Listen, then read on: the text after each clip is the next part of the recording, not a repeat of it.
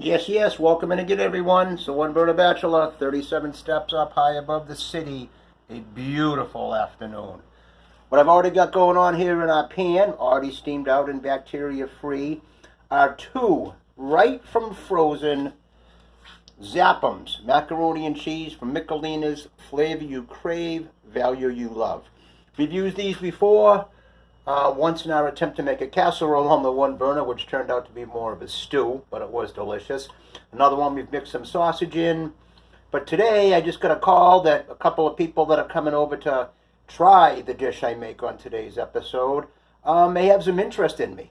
So I'm going to kick things up and make a macaroni and cheese more fancy than I think usual, or than I ever had growing up.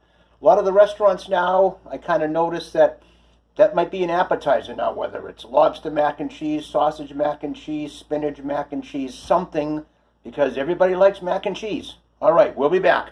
The One Burner Bachelor. Angelo's hanging. We'll be back. Yes, yes, we're back. You can see now the frozen mac and cheese has just started to cook itself. We didn't add any other moisture to the pan because we've learned that frozen things we start in the pan will release the water and the juice that froze them. So now, there's our macaroni and cheese really starting to do its thing. I mentioned that I kind of want these a little bit more fancy than a regular macaroni and cheese.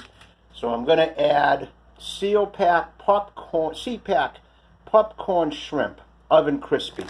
I'm going to dump this whole bag in there right now. Yep, these are frozen also.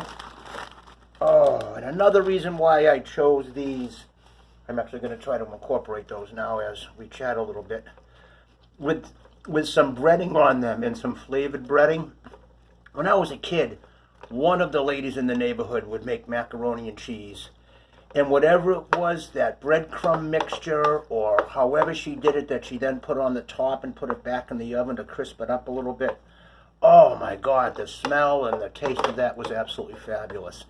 So, in an effort to kick up my mac and cheese a little bit and make it fancy with shrimp, I'm also kind of counting on some of this breading and some of these flavored breadcrumbs, if you will, to kind of come off the shrimp and move themselves through the mac and cheese and kind of stick to it.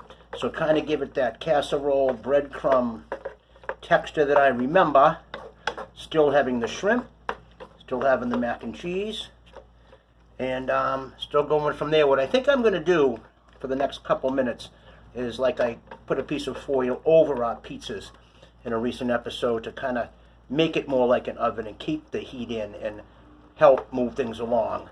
So that's what I'm going to do now. I'm actually just going to cover this over with a piece of foil. I'm going to keep it on medium heat. There's still plenty of juice released from the mac and cheese. And yeah, so we're going to let these shrimp get hot and get happy, and we'll be back. Low and Burner Bachelor. Okay, we're back. Oh, it smells unbelievable in here. Smell-o-vision has to be just around the corner. Okay, and just as I had hoped and I kind of expected, much of the breading has been coming off those shrimp, mixing in with the macaroni and cheese, and the moisture has stayed just right. First, due to the mac and cheese releasing the water that froze it, and the juice coming off those frozen breaded shrimp. I just turned the heat up now. You can see a couple of the shrimp there with their skin and their breading mixed through this macaroni and cheese. The shrimp are unbelievably nice and tender, hot all the way through. I did just have two of them to make sure. Two of the biggest ones. It's the best way to check. If the big ones are nice and hot, then the smaller ones must be. So I'm going to turn the heat back down just a little bit now. I'm going to keep flipping this around. I did put my new spatula into action. Thank you for that gift. And I'm just going to keep tossing them around in the hot pan, get them more crispy, the shrimp, if I choose to, whatever it is I decide. And what I'm going to use for my sauce on the side is the same Thousand Island that we use from the fish cakes and beans. It's kind of a fancy tartar sauce. It'll add a little kick to it. And so that's what I'm going to do. So we're under 5 minutes. Shrimp, macaroni, and cheese with those breading crumbed sort of awesome texture that I remember my friend's mom making years ago. Okay, thanks very much, everyone. The One Burner Bachelor, 37 steps up high above the city. We'll see you next time.